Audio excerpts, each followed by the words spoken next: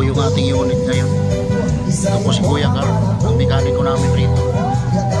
At yung mahusay naman po namin latiro rito po sa trailer na ito. Ito ang hawak dati ni Papi Freddy at pinapagawa po natin.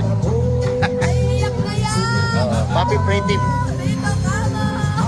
Yan. Malapit na po siyang matapos. Pwede po natin pa-applyan sa ibang driver. Marami po kami rini-repair ditong sasakyan. Ito naman ang pambiyahe ng sisiw. Check van. Kung tawagin check van, ito ang pambiyahe ng sisiw. Ayan si Kuya Carl. Nag-uutos lang dyan.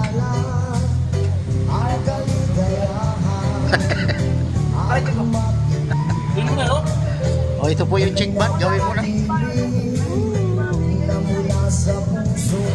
Ito po yung pinagtabasan ng tangke.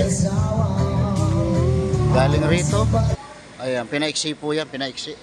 Masyadong mahaba. 27 tons dati, ngayon 24 na lang.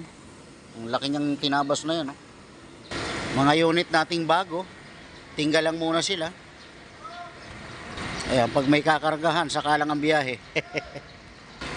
Ayan, ang ating pangarga, naka-ready na. Naihalo na po.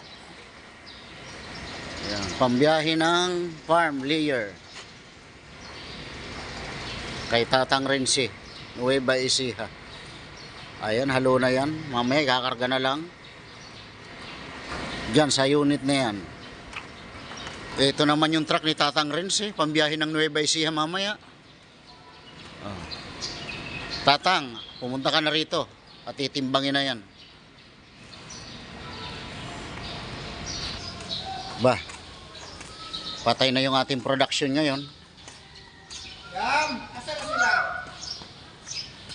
Tagasako. Oh, tagasako raw, tagasako.